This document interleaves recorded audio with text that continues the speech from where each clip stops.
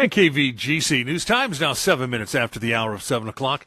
Time for a look at the news for a Wednesday. It's the 8th day of May. Well, the Ione City Council dealt with a variety of city business at its meeting last night.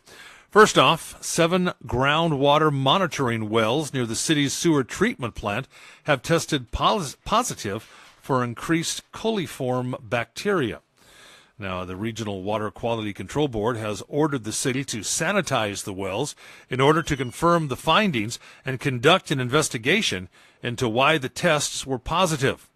A formal finding will come after the investigation, but city officials believe that construction activities disturbed the bottom of treatment ponds, allowing the bacteria to enter the groundwater. This is only the latest incident, as the city of Ione has struggled with decades to meet state water regulations at its sewer plant. Also last night, the council approved the allocation of $4,000 for an emergency repair of a sewer line. A section of clay pipe collapsed over the weekend. The repair highlights the aging infrastructure in the city, including miles of old clay pipeline that may not last much longer. The council also last night approved a proposal for brush removal at Howard Park.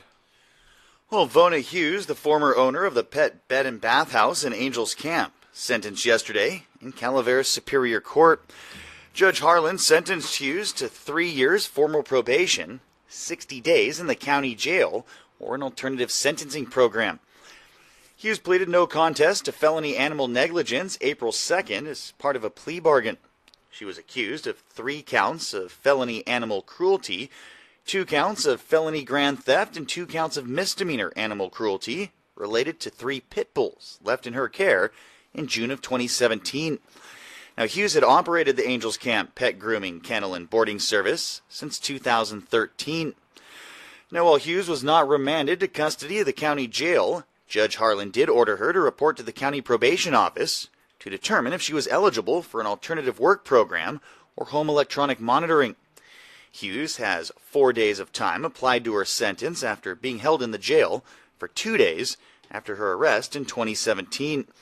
She has remained out on bail since then. Now, if determined to be ineligible for alternative sentencing, Hughes must then report to the jail before June 21st. Hughes also ordered to pay $2,125 in restitution. And the Calaveras County Coroner's Office has released more details regarding the death of a man at New Hogan over the weekend. The man has been identified as 56-year-old David Rose of Sunlow, California. Rose was found unconscious in a boat when first responders arrived on scene Saturday. An investigation into the circumstances of Rose's death deemed it unsuspicious, and a doctor's examination determined he passed away due to natural causes. Rose and his family had been camping at New Hogan at the time of the incident. And a railroad flat woman facing felony charges for attempting to pass a bogus bill. According to the Calaveras Sheriff Office, 57-year-old Debbie Ann Kunze attempted to buy gas and snacks with a fake $100 bill at a San Andreas gas station. Now, deputies called to the scene believe she knew she was passing the counterfeit money, or knew the money was counterfeit, that is. Now, the Sheriff Office investigative unit has taken over, looking into connections with other counterfeiting activities in this area. Anyone with possible info about the case should call the Sheriff Office at 754-6500. And the application deadline for the 2019 Miss Amador Scholarship Competition has been extended until next Monday, the 13th. Held on the first night of the fair, contestants are judged in several phases, including academics, community service and fair experience, knowledge of the fair industry, communication skills, and an on-stage presentation.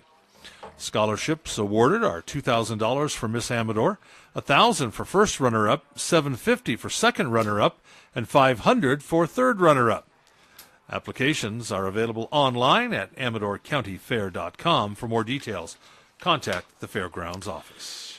And the annual Ione Homecoming will be held this weekend. That includes a fireworks show Friday night. Now, immediately following the display, Ione Police will provide traffic control for those leaving the park. All vehicles leaving must make a right-hand turn and will be directed toward downtown. If you need to head toward 88, PD suggests you turn right onto East Market after leaving the park and utilize 104 to 88. Now, for those persons who wish to enter the park after the firework to pick up passengers, please utilize the Howard Park Arena Gate. And that's a look at local news on a Gold Country Wednesday morning from the KVGC News Center. I'm JD. And I'm Jim Geedy reporting. Remember, for the latest news, traffic, and weather 24 hours a day, visit our website, kvgcradio.com.